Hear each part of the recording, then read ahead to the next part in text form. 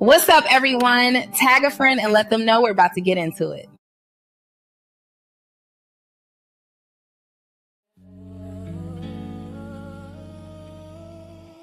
Welcome to the SpeakHer Podcast with your host, Camille Essick, the podcast where creators and innovators connect. Let's get started. The world can be a circus, ringling, watching the world spinning around, dizzy. This is the place to excel, sit down, a place to listen, a place to take in. Hi everyone, welcome back. I'm your co-host Jonathan. Camille will be here shortly. Before we begin, be sure to hit that notification bell and subscribe. Keep the SpeakHer Podcast ad-free. Scan the QR code and buy me a coffee. Your support keeps us ad-free as we continue to bring you conversations impacting the community and the culture.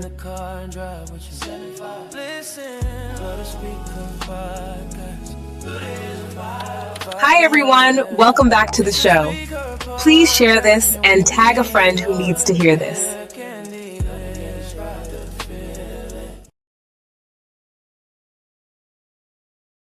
Hey, everybody. Welcome back. It's Camille Essick. I'm host of the SpeakHer Podcast.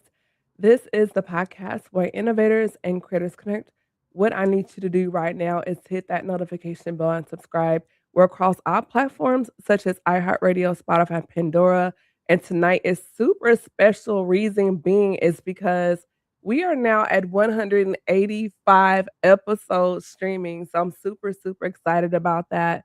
We're streaming across multiple countries, cities, states. And I want to take a moment just to say thank you. I know a lot of the larger markets always get a shout out, like Dallas, LA, Chicago, New York, but also some of the smaller towns such as Columbia, South Carolina, Jackson, Tennessee, also smaller towns like Pensacola, Florida, and the list goes on. Without further ado, my sister friend is here, the one and only amazing ADELIA Johnson. She is back. Glad to be back, and I'm not distracted. I'm actually liking and sharing, as you should be doing. Thank you. The one guest that does what they're supposed to do. Thank you. Absolutely. I'm doing it right now. I'm dropping in the texts, the group chats, and everything. I love all of that. See, that's why you're invited back, friend. You. Yeah. So going into tonight's conversation, I know who you are. There may be since you've been here, we continue to grow. We're over 14,000 downloads somewhere now. I think it's 13,000 now. So for those that are new, let the people know a little bit about who you are and what you do. All right. Well, hello, everybody. I am so excited and thrilled to be a family member of the SpeakHer Podcast. My name is ADELIA Johnson, and just a little bit about me. I am a licensed therapist. I am a graduate from Clark Atlanta University. I'm an Atlanta native. I just love all things Camille. I love her award-winning podcast. I'm looking forward to the red carpet whenever that comes. So as you can tell, I'm also just a lover of people, and I love celebrating my sisters. I love watching them grow, watching them expand. I do host a conference called the Sister Hype Squad Experience, and we will be hosting it again in 2027. So I'm rather excited about that. I am an author. I am a social worker. I am a mental health advocate. I'm a lot of things, and I thank God because He's the reason why I'm all of those things.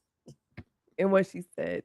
And one more thing before we get really off into this conversation, I definitely want to make sure I extend my gratitude. And the reason being is because with this podcast, what started as just a vision, it continues to grow into conversations and connections.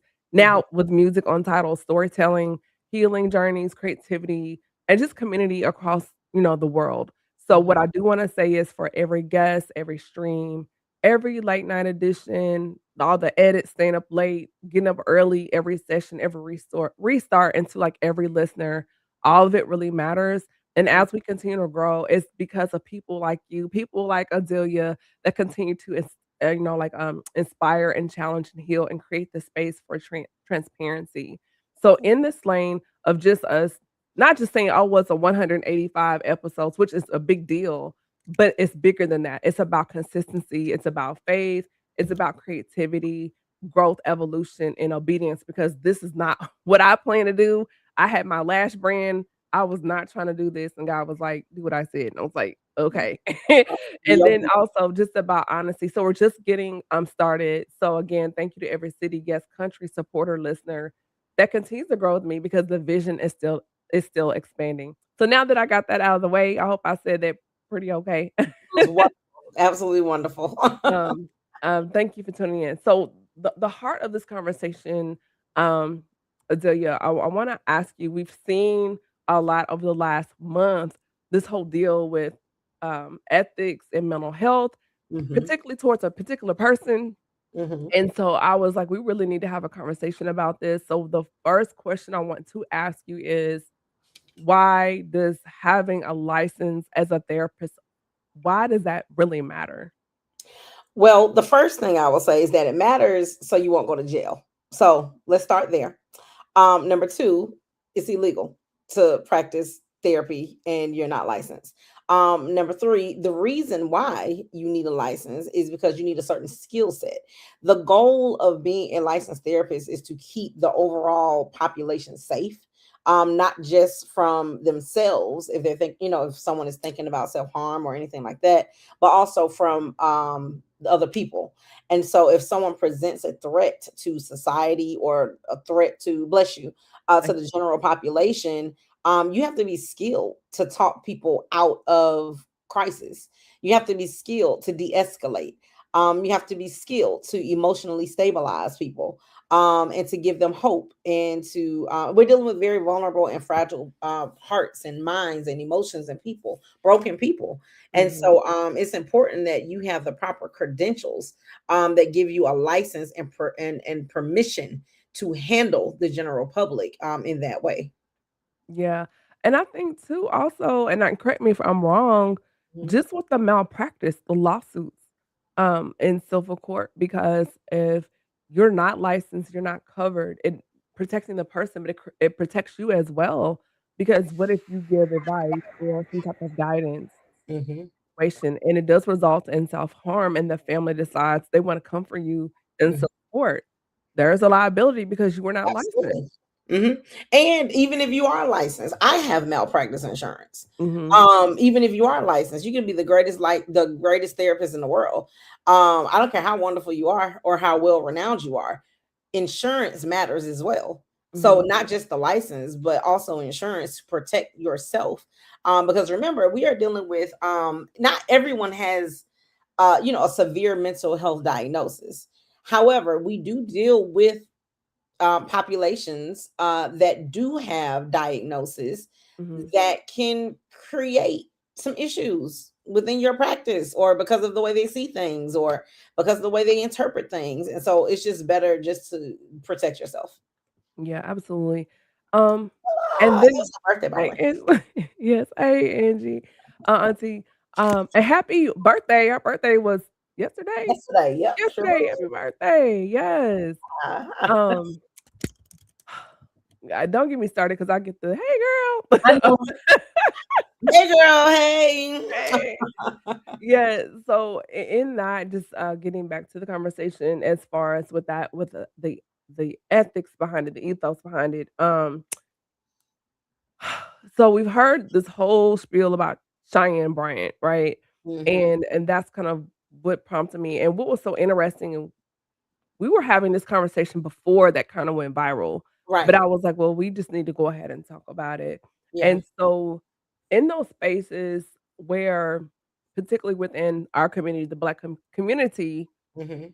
members of our community are already reluctant to go because of historically the stigma. And Mhm. then you add church on top of that, Mhm. which makes the stigma even more that much more magnified. Right. So when you have these concerns and then you have harmful, um, conversation, harmful narratives, Mhm. it has that tone of, "See, that's why I didn't wanna go to a therapist." And Mm. we have to kind of say, just like in any space, you may have, bad doctors, bad dentists, bad Yep. cardio. but that you don't throw the baby out with the bathwater, Right. right? And Absolutely. so how can you, to listeners and viewers, kind of reiterate the message of, yes, this is one of those cases, just like you have bad preachers. Oh, that's why I don't go to church. All those things are still necessary. So, Adelia, can you kind of convey to listeners and viewers, yes, this is a situation, it's sparking conversation, but Yes. how mental health in our community is still a necessity? Oh yeah, absolutely. So what I will say is this, like you mentioned, which I think was a fabulous point. With any profession, anything that you do, there's going to be imposters. Let me say that. Okay. Now I'm not calling anybody names. I'm not referencing anyone in particular. What I am saying is that I think with every profession there are imposters, right? Mhm. There are people at work that should not have the job that they have, and they frustrate you every single day, but you are not quitting your job because you feel like the people there are imposters or aren't properly qualified, right? And so I would say, just for the same as you need your job for employment and to pay your bills, mental health, and I'm also, let me say this, I'm not saying everyone needs a therapist, Right, right. but what I am saying is that there has been such a increase in unfortunately completed suicides with African Americans, black men, black children. When once upon a time those statistics were completely unheard of, at least in the African American community, right? And so what I will say is finding quality help matters. And do not allow one experience or one person deter you from getting the help that you need. Now, I will also say this. Let me empower, the people. When it comes to searching for a mental health person, advocate, therapist, whatever, it's important to not only check their credentials, which you can do on the secretary, on your state's secretary of state website. You can check and see if their license is legit. You can check and see if they're actually licensed in their state. You can check and see if they have any infractions against them. So is I would encourage and admonish for people to do their research on who they are choosing. I know we just want to, maybe sometimes we want to rush and hurry up and start seeing somebody, but it's really important to do a vetting process. You may not be paying out of pocket, and you may be paying with your insurance or whatever the case may be, but you have to vet these people. Finding the right therapist is like finding the right dress, the right shoes, the right fit. Like, you got to make sure that everything is in order. And so even with me, there are some clients that I get, we don't mix well. And so I'm never offended. Matter of fact, this is always in my intake. I'm never offended if you have to go find somebody else that will meet the needs that you require. But yeah, but I would encourage to not turn away from the profession because of a few bad apples. What I will say is just do your research so that you can get the information that you need so you can make an informed decision. Absolutely. One of the things I want to ask you, and maybe this is, you kind of touched on the vetting process, and Mhm, with the insurance, a lot of companies now, they have the EAP program where you get 7 to 10 free sessions, mhm. and that's a good way to kind of vet without having to pay out of pocket too. And I've always said, searching for a therapist is like dating. You're not gonna just tell all your business on the first date, right? You're just gonna fill them out, get to know you. Some people jump in, like you said, if they are just ready, Mhm. but for the most part, most of them do want to kind of see, like, do we gel, do we mesh, how's this working out? Because Mhm. you do want to have a space of comfort, Absolutely. with that person. And so, and what's this 2016? So I guess it was 2014. And it wasn't that anything was bad, but Mhm. sometimes you just want to check in, get some things off your chest. And I was doing like a vetting process. And in the first session with the lady I was with, Uh-huh. her just questions I was asking her to see if she was a good fit for me, she was Mhm. very defensive and did not want to answer those questions. And I Wow. kept asking the questions like, "Well, this is important to me," and she kind of finally answered the question very abruptly. In my mind, I thought, "You're not for me," you Yeah. know? And I think it was more so once she realized, "Oh, this is, easily paid through my insurance," and it was like it would've been easy money for her, and I Yeah, was just like and I just said, "No, thank you." right. Um, so that is very, very important. Mm, What is something that you feel men, particularly Black men, need to understand with therapy? Because we hear a lot of women, discuss it, Azalea, but I've noticed recently we are seeing more of our brothers kinda mhm, step out into that space and say, "You know what? Maybe I do need to talk to someone," yeah. and so what do you say to them that may be questioning or even wondering if that's something they just really want to kind of jump off the porch with? Okay. Number one, I want to say I'm sorry that you had that experience. Mhm. And I'm glad that you were mature enough to just say, okay, I understand that not all therapists are like this. That was an ego problem. And the session wasn't the whole thing wasn't about you. It was about them. And so again, I'm sorry about that. That irks me actually because one of my values with my practice is not about me. It's about the client. And so if the client is asking you questions, then you do what you need to do to make them comfortable. So I'll Mhm. say that starting off with that actually. So with Black men, as they're even vetting, and determining if they even want to go to therapy, because Black men, they say a lot without saying anything. I actually wrote a book about that called Black Men I'm Listening, Wow. because it was birthed out of a conversation with this young man that I met ninth grade year. And I offer every time I saw him, I offered my space to him, my office to him. He did not come to me until senior year. And when he came to me, I was on my way out of the door, Camille, and he poured his heart out for 2 hours. And you know what I did? I said nothing. I let him talk. I let him vent. I let him pour. And and he needed that space. And so what I will say is it's okay for, Black men to ask for that. Hey, I don't know what I'm really getting into as far as therapy, just to give them some vocabulary, right? I don't know what I'm necessarily getting into as far as this therapy thing, but at this, I just kind of need you to listen. Or um if I don't have a lot to say, ask me some prompting questions. And so I think it's important for Black men to have a safe space. I think personally, anytime a Black man opens up, that space is sacred. And I mean sacred. You don't go and run and tell his business. You don't use it against him. You do not weaponize what he shared against him, even in future sessions. Because I know, unfortunately, some Black men don't feel safe with Black women therapists because numerous reasons, but one of the primary things is not feeling safe Mhm. and feeling somewhat emasculated. And so I think for Black men it's very, very important that as they're vetting who they should see, or if they should see anyone, that they should lift their concerns first.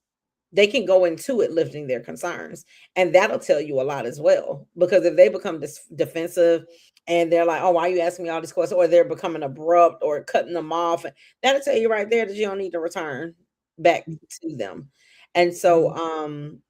yeah, so it's really, really, I just want to encourage Black men that as they're determining on if they want to go to therapy, please know that there's someone out there for you that will support you in your healing journey. June is actually Men's Mental Health Month. And so I would even, just start by researching what therapy is. What is it like? Look at some, well, not everything on YouTube is legit, but or okay or accurate, but Yeah. ask questions, ask your community of people, talk to other men that have gone to therapy and have had positive experiences. That's where community comes from. Absolutely.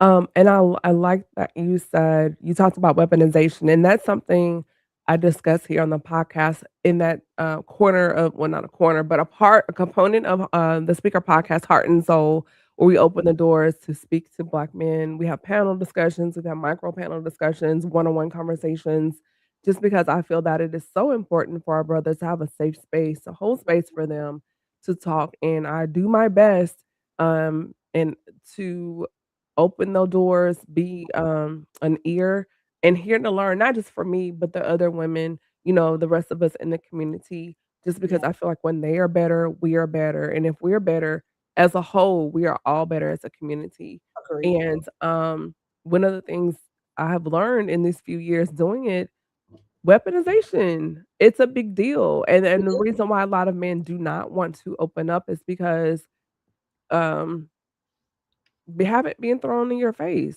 And Yeah, they even if you apologize and they accept your apology, in the back of their mind, they're like, I will never um and it only takes one time. all it takes one time that one offense, and I feel like you lose a piece of him when you do that. Oh And yes. he may stay in the gym a little longer, he may stay in the shower a little bit longer, he Mm-hmm. may go to the store more often, Yep. and ride around the block. He may Yep. come home and sit in the garage or the driveway a little bit longer because since he can't come to you, it's going somewhere else. He may be on the lawnmower a little bit longer, or he Yep. may end up talking to a female counterwork part at work, and that's how people get work spouses, Yep. because Exactly. then you've opened the door, because you're no longer a safe space. So you might be getting 90% of him somewhere, but 10% is going somewhere else, and then Yep. you're wondering like, "Babe, what's wrong?" Or, "Hey, friend, what's wrong?" "Oh, I'm Yeah. good, nothing." Whew, you don't want to get hit with the "Hey, I'm good." Yeah, yeah. That's not. That is not what you want at It's all. not good, and so that's why that matters, and thank you, hey, Reese, I see she's, in here. We have to shout Reese out. We met in the Navy. She just, was commissioned as an officer, so we Oh, just wanna shout out, give her congratulations. hey, congratulations, girl. Absolutely.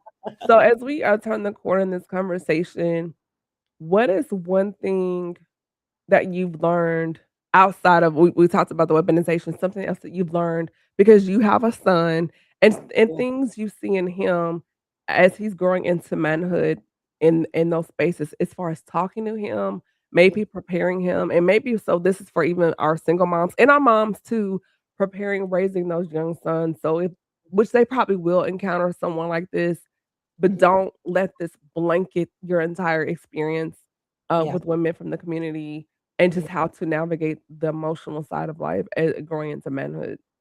Yeah, absolutely. Interestingly enough, my son and I was having a conversation today, and Pastor. Well, let me lead with this. I am a member of Spirit and Truth Church, okay? And so my amazing pastor was teaching Bible study last week, and there was some information, or I think some insight that he shared as far as men are concerned, and about men not being lazy. And my son really took that to heart, like like took it to heart. Like he heard everything Pastor said, and you would never think that he caught all of that, but he caught it all, because he said something today that that made me proud. Actually, he said him and my aunt went out to eat, and he said that he wished he could have paid for her meal, and I said, and that's beautiful, and I love that. But I can see that was messing with him mentally, right? As a young man, we have to give permission for our young men to feel the feels, express how they feel, and not negate how they feel. I didn't want to just shut him down and just be like, "Oh boy, yeah, you ain't got to worry about that," or anything like that. What I did share with him was, listen, you're establishing yourself, all right? God is ordering your steps. You will get there. Just don't ever lose sight of that desire. Don't lose sight of that moral of taking care of your elder, right? Or wanting to pay, or be kind. Don't lose sight of that. And so what I will say to young men, especially in this particular space, is don't lose sight of who you want to be. You will become that, but it takes time. And if you're going to see somebody, see somebody that's going to encourage your journey, that's going to support your journey. If we have time, I would love to read a bit of an excerpt, actually, Okay. from the book that's standing out to me. Mhm. But yeah, for these young men, they need to feel safe, because some of them have mothers, sisters. They grew up in a house full of women, and they have been completely emotionally violated. And so Let's talk about it. Let's have the conversation. yeah. I think it's important that we kind of air that out, and Mhm. in that, just from what I'm not a parent, but what from I observed is some mothers treat their sons like a boyfriend or Yeah. their man and not their son, and not preparing them. But Mhm. in those spaces, particularly when there are women, it could be a single mom situation like yourself or multiple women Mhm. and experiencing emotional violation. So let's unpack it. Yeah, absolutely. So I have, had the honor of being the social worker to some amazing young men whose mothers, unfortunately, they just didn't have the capacity. And it's no judgment, it's no slight. It's just sometimes some people just do not have the capacity. Some of these mothers were strippers, some of these mothers were on drugs, and so they didn't know how to feel about women. They were completely confused. Do I respect them, or what? Because I see that you're this during the day, you're a teacher, you're a social worker, you're whatever in the building, but then I don't know what you go home and do. And so it creates this level of confusion for them, that they don't know who's safe. And so now they go into these different spaces, whether it be work, school, wherever, and they're not sure who they can trust. And so sometimes it warrants negative behavior, where now they're kind of lashing out at women, Mhm. or speaking badly about women, or disrespecting women, and kind of jumping ahead of it. So instead of allowing a woman to, I guess, to show, hey, I'm classy, I'm respectable, whatever, they immediately jump to this, I'm going to treat you how I assume every woman is. Mm. And so my heart really breaks for, especially for Black men that have grown up. They are now adults, Mhm. and they are now married, and they have mommy issues. Yeah. Yeah. Do you believe that's why we have seen the rise of many of these toxic voices in the space of social media and podcasting, with red pill, blue pill, um, some of the commentary that I've noticed Hmm. as far as I feel like everyone doesn't need a microphone, but everyone has a phone. And we hear a lot of harmful rhetoric, a lot of misinformation, and the tone, what I hear behind it sounds like a broken little boy. Oh yeah. Oh yeah. The undercurrent. Now the ocean is an ocean of disrespect. It is a It's an ocean, tsunami. a tsunami. Do you hear Yes. me? The undercurrent of that is brokenness. The undercurrent of that is a desire to be accepted. The undercurrent of that is rejection. And so you just putting out content that you probably don't even really believe. You just getting likes and shares, and the boys are dapping you up. But because you don't know how to have a positive relationship with positive men, you end up with the grimy ones, right?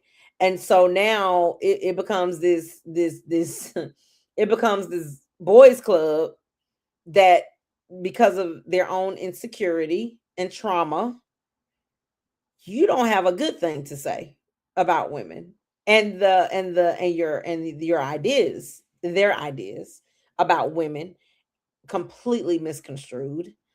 Sometimes it's a bandwagon thing.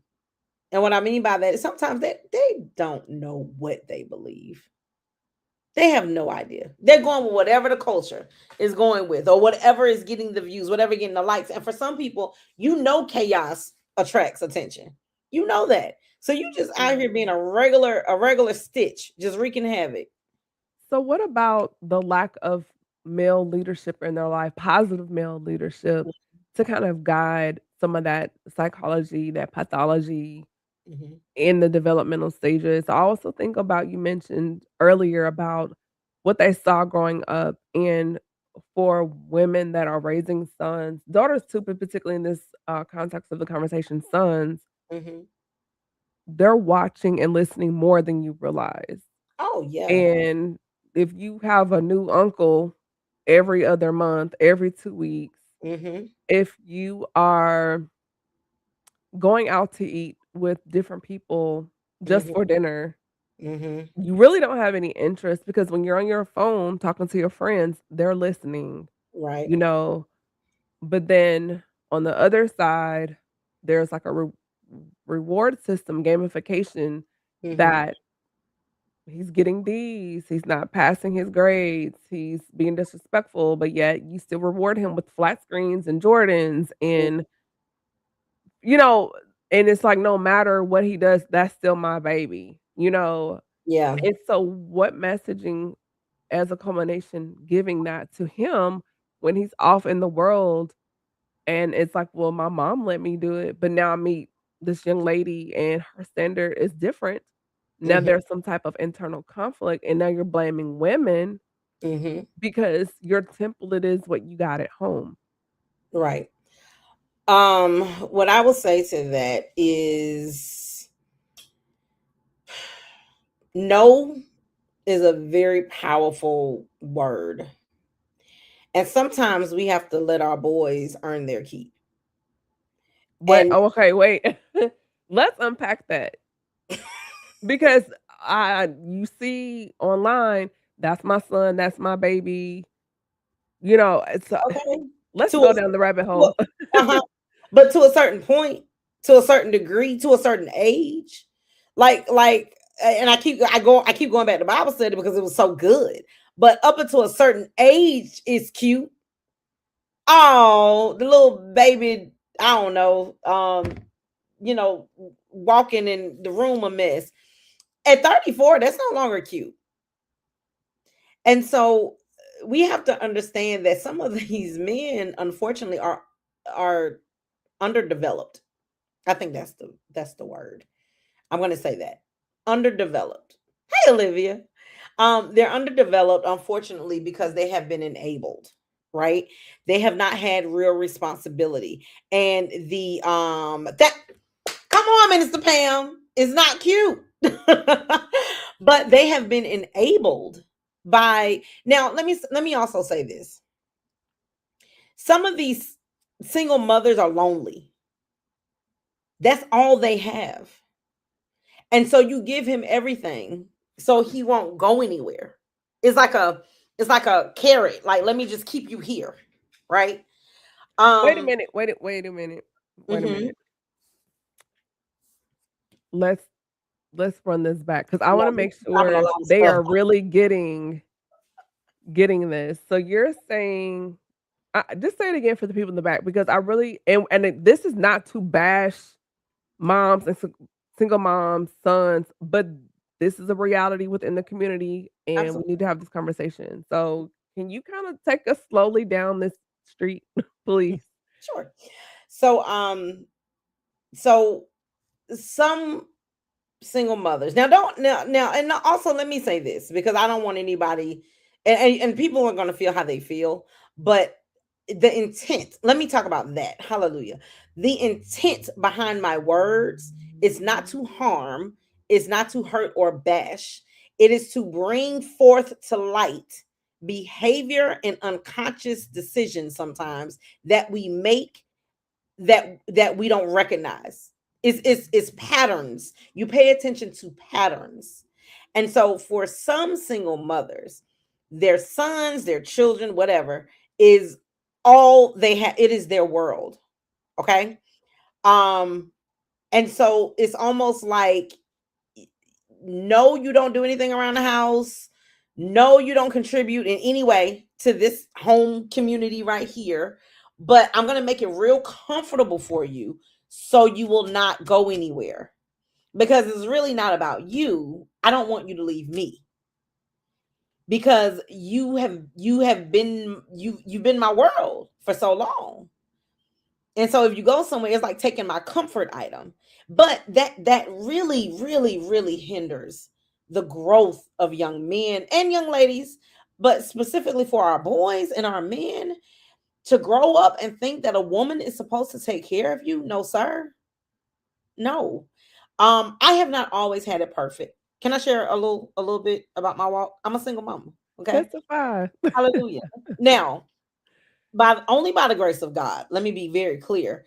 I never embraced the let me make sure I say this very carefully. The single mama struggle. All right. And what I mean by that is it's hard out here. So let me go get a master's degree. It's hard out here. I need to go make some money. I thank God I had a village of people that supported my walk. I had men in my family that, took my son under their wing. I made it my business for him not to just be around me.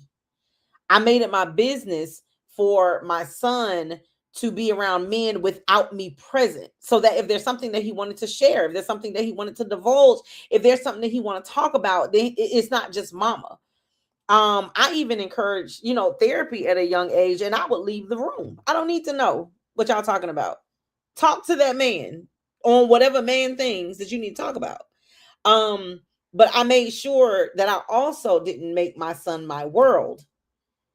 Now, I had to do that because now he's a rising senior. He's about to get ready to go to college. And while it's hard, I'm not falling apart per se, because I am my morning coffee. I serve in ministry. I still write books. I still host conferences. I did not put all of everything into my son. And I'll say this and I'll end. Well, I'll be done. But what I did do is I enabled him enough and supported him to let him know that he himself needs his own life. So everything doesn't revolve around mama. Because when you get married, your wife is your priority, not me. And so I have to make sure that I keep myself in check so that I'm not creating issues within his household or his marriage, because he's my only child and it's always been me and him. And it's going to always be me and him. Y'all seen them. That's ignorant. No. Almost married one. God said no. No. My son has a life outside of me. Yeah. And that was intentional. And not everybody has, that village that encourages that, or whatever the case may be. But I would also very much encourage anybody watching this to get you a community, a positive community. It's just like, I'm sorry, I know I said I was going to be done, but just right. It's just like what grinds my gears is how people treat their pastors like your daddy, your mama, your man, your husband, your wife. That is not you. Did you not come to that church with community? And y'all trying to pin the man of God and the woman of God on a cross because they didn't come check on you in the hospital? What? Who were you calling before you joined that church? Or who are you leaning on outside of this one person? It is unfair to put so much responsibility on one person in your life. That is so disrespectful. Yeah. Well, I hope I answered your question. You did. You did. I just let you talk. I'm gonna get off my horse now.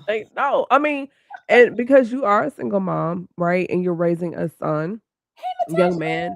So, hey, Natasha, Minister Pam, Olivia, those coming in, thank you. Be sure to like, comment, and share. One of the things. Ooh. Listen, I look up the Minister Pam. Don't make me send you a link and hop on this podcast. Did you hear me? Come on in here, Minister. When I tell you I love me some her, I respect her, I honor her. Yes, I watch her and her husband, and it's beautiful how they serve in ministry. Yes. Right now, she like this. Oh, I can talk about them all day. Them distance, I love me some distance. Now she let her head. She's like, oh, girl. So humble. I love them. The Dixons, period. Yes. Yeah. See, this is strike 2. You got me off track again. Sorry, apologies. It's all good, but that's, when you come here, that's what we do. But actually reeling it back in, this is hard, right? This is a hard topic because a lot of times moms don't want to hear this, right? and there can be offense, and we have to really have these hard conversations because sometimes you don't realize it until someone says it, right? Right. And we want healthy, whole conversations, communities, but we have to have sometimes those talks, those interventions, right? And this is one of those moments to kind of reel it in and say, "Hey, mom, are you really preparing your son for life, relationship, community?" And maybe kind of look at some of those behaviors, right? Mhm. And so as we pull things back around, one of the last things I want to ask you, because we started out talking about the responsibility of those that are mental health professionals as far as having a license, vetting your therapist, and then we got deeper into the spaces that should be created for young sons, boyfriends, husbands. So for those that are married and navigating those spaces where ebbs and flows in communication, right? How do you navigate when schedules are crazy? He may be working different hours, maybe what you're doing has you working different hours. What can you say for those that are married, since you are our mental health licensed professional here, License, y'all. for the check. wives in the marriage, for their husbands, navigating some of those hard conversations where you're not weaponizing or creating a trigger, but saying, "Hey, this is not a warm fuzzy, but we need to talk about this." I think it's important to set culture Okay. within your marriage. Let me start there. If you set a culture within your marriage of addressing issues and having hard conversations, then you won't be caught off guard when it's time to have hard conversations, right? I would hope and pray that you're not marrying someone that you have not had a hard conversation with, or you have not had some sort of disagreement or argument with. It's important to see how people respond to confrontation, how people respond to criticism, how people respond to some of your flaws before you get married. Take whatever time you need to assess that. Now, granted, life will bring things out of you once you're married. Okay. You're going to hit some life patches that you weren't ready for, unexpected things, right? I think it's important again to set a precedence in your house on how are we know hard times are gonna come. It's almost like Christmas come every year. Y'all know it come every year. But yeah, here we are scrambling on December 24th looking for presents for people. Let's not do that. The same way that husbands and wives have these crazy schedules, that had to be placed on your schedule. Correct? You had to say yes to that crazy schedule. So everything that's on it, you had to say yes to. And so you prioritize whatever it was that came through that solicited permission. Oh, that's good. I'm glad this is recorded. But solicited permission to go on your calendar, right? The same way you show up to work every day, that if you don't show up, they're going to send somebody looking for you. You and your spouse need to show up for each other in that same way. Meaning, I don't care if it's weekly. I don't care if it's monthly. However often you feel like it's necessary, there needs to be check-ins, meetings, actual meetings. Like you come into the meeting with your notebook, your pen, your phone, your notes. Babe, I love you. Let's go ahead and pray. All right. Amen.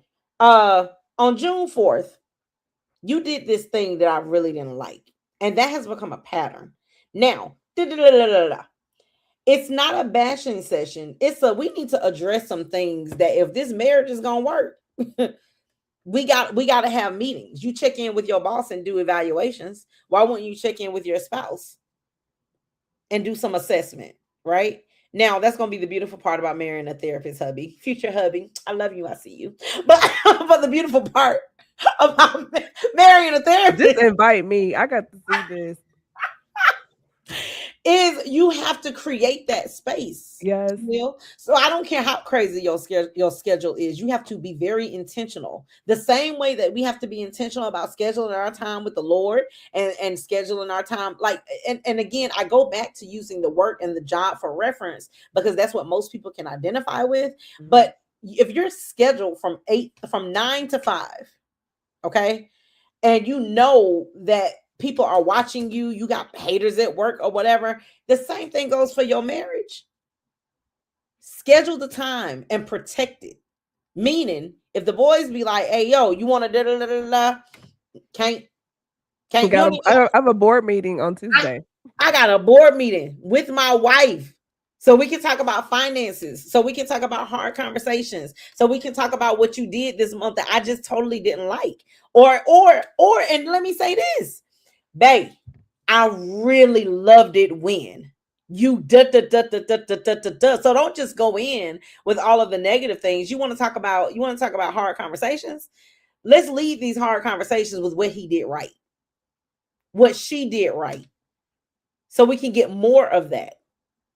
And then you address your problems. You address the hard issues. Easier said than done. But if both of you all have a clear understanding, like, hey, look, this is scheduled for this month, every month. This is what we do. We go away for the weekend. We leave on Friday. We come back on Sunday. Retreat every 1 weekend a month. I don't care how you do it, but do your check-ins so that you're not caught off guard, and be honest. Y'all listening to me? No, you're listening. I'm like, no, you're right, because I'm saying the people like, but I'm listening to like an audience member, like, oh, that's good. and you were talking, Adelia, and it made me think maybe sometimes when you have the board meeting, don't do it at home. Go somewhere else and do that. So that's not a memory created in that space. Yes. Do it somewhere else. That's so good, Camille. Do it somewhere else. Correct. So if it hits the fan, and it may, depending on what y'all got to talk about. Yeah. You have protected the sacredness of your home. Yeah, do that somewhere else. And that's just me. I like that. I love that. Because I see myself as a future Atlanta resident. Maybe. Welcome to Atlanta, Camille. Atlanta, home of lemon pepper.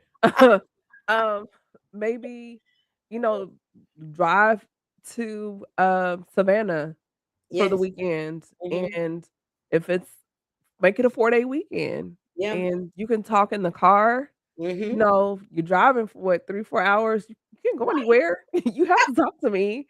And you might check in and be a little huffy, get your key, refresh, go to dinner. Maybe over dinner, you've had time to think about some things, but then you can also do some touristy things. Yes. So you have your bitter with your sweet.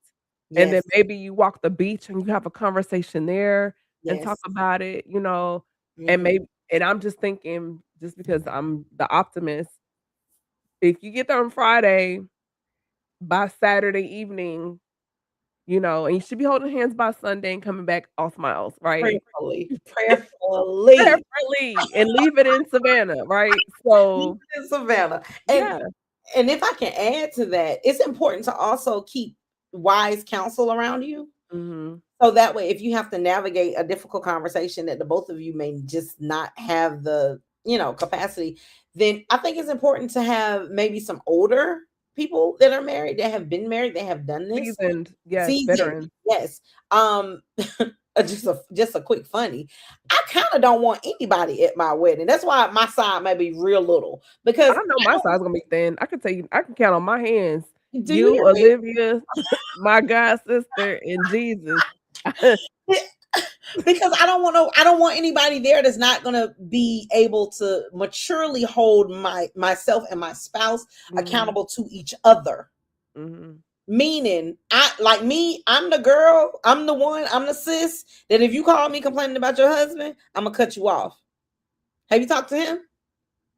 Then sis, I think you need to go have a conversation with your husband, because you can't beat pillow talk. And so I'm not about to sit up here and develop all of these ideas and be mad at your husband. Y'all made up and you mad. You hear me? So I can't stand your man. I love babe. He brought me Starbucks. We're good now. Like, You need a community of people that's yeah. gonna push you back to each other each and every time. Mhm. I think we should also get out of our head. I have some we always have a couple homegirls that have this fantasy of what they think it is. It's Mhm. like, "Sis, come out of the clouds, come back." And this is me. I feel like you should have marriage counseling. You take your car in for an oil change. You Hello. go to the doctor for your annual. You should be going to the dentist. My Yes. my insurance allows me to go 4 times a year. Mhm. But teeth cleaning, knock that plaque out of your mouth, like all Hello. the things we should be doing. But Yes. why are we not going in for relationship tune in, checkup? Right. We Right. check in at Spirit and Truth. We have ministry maintenance tune-ups and tune-up Tuesdays, whatever. So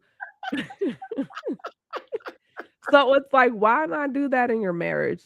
Yeah. Yeah. Yeah. Yeah. I totally agree. But you gotta make it matter. The Mhm. part of the problem is that people don't make it matter. You keep going without that oil change. Speaking of which, I Mhm. gotta get one. But anyway, you keep going without that oil change. And then Yeah. you're gonna be mad because your transmission out, your engine out.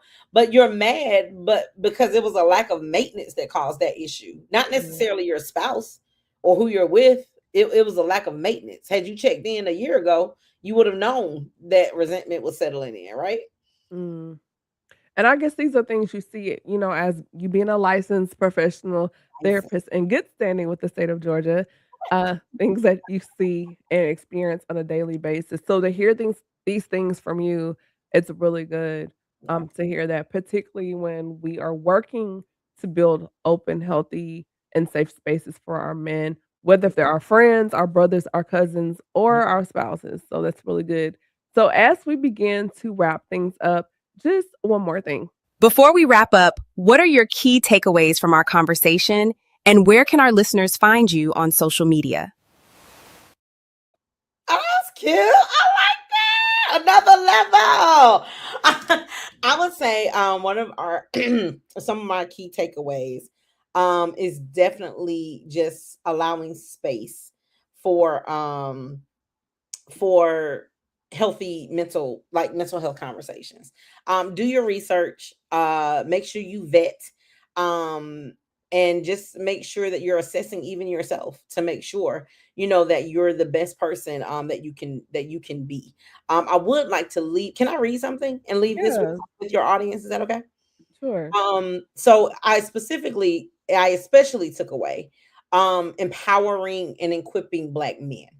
Mhm, So, out of the book, Black Man, I'm Listening, one of the sections is your voice.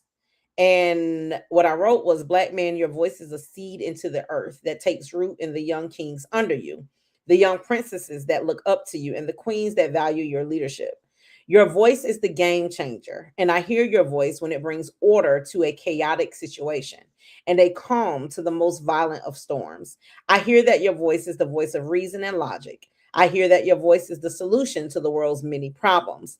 Black man, I'm listening to how quickly your voice calms troubled waves into still waters. I hear how your voice brought security and confidence to a very insecure place within your child. Where there was once a deficit, your voice brought confirmation and value. I hear how valuable your voice is and how it brings a bankrupt heart to an overflowing and continuous, endless well of love. I hear that your voice restores, affirms, and shifts the trajectory of a lost soul, a lost country, an orphaned spirit, an abandoned purpose. I'm listening to how your voice takes root and sprouts into strong and powerful generations. So, part of what I want to leave with your audience is encourage the people around you, especially Black men. Remind them that they have something to say because the world will try their best to silence them. The world will do enough beating of them and wearing them out. And so they need somebody just to tell them that they're doing a good job, even if they're not. Just try to encourage somewhere along the way. And that's what I will leave with your audience. You can follow me at all platforms. I am a morning coffee, inspired AJ on Instagram. And yeah, I am on Morning Coffee on TikTok and Facebook and Instagram as well. Absolutely. And the month of July, Yay! it's around the corner. Yes. Like, don't you have a few things coming up in Oh, July? Like, I just feel like, I don't know. I mean, there's like a birthday, I think, and then some calendar things. Like, don't you have something scheduled? it I don't is know. I like just feel it like all up and down this side. Like, I just on that side. That's all on this on side. that side.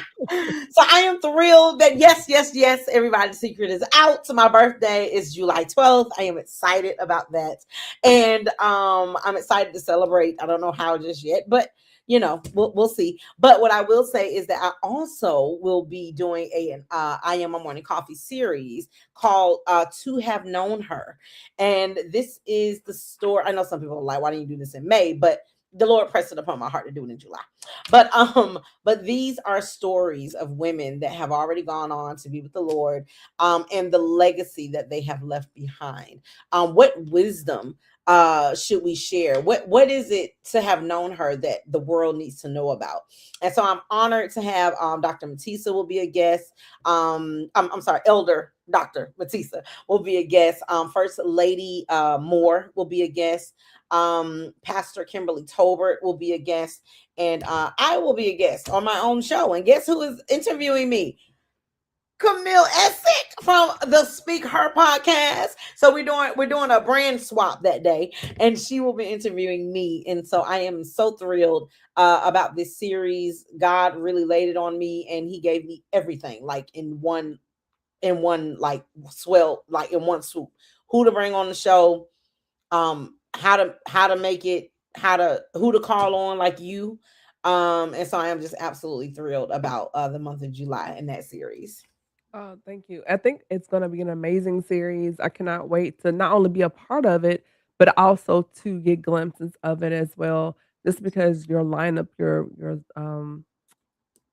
scheduled guests, phenomenal, all heavyweights, and so I think that's going to be really, really good. So we look forward to seeing that. And y'all be sure to like, comment, share, and subscribe, and Yeah. follow Adelia across her streaming platforms.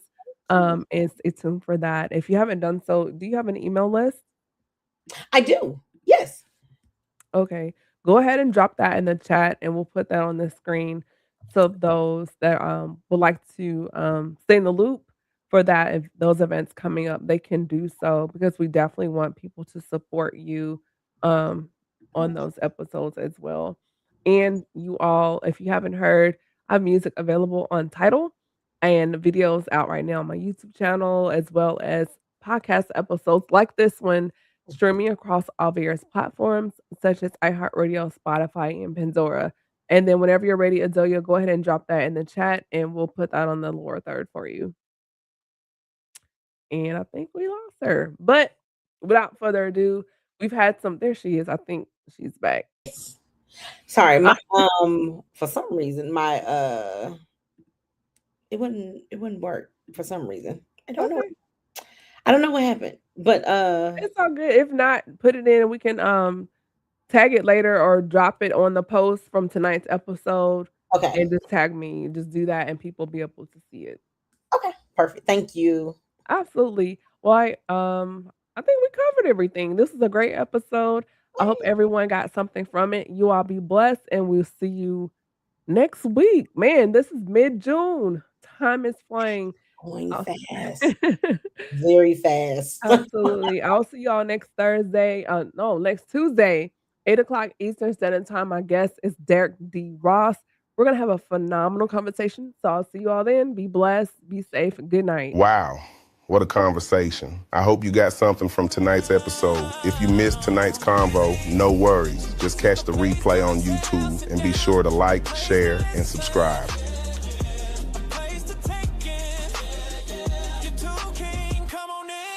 Keep the SpeakHer Podcast ad-free. Scan the QR code and buy me a coffee. Your support keeps us ad-free as we continue to bring you conversations impacting the community and the culture. Thank you for tuning in to another episode of the SpeakHer Podcast. Be sure to follow Camille on Instagram at camille.essick, Facebook at the SpeakHer Podcast, or www.camilleessick.com.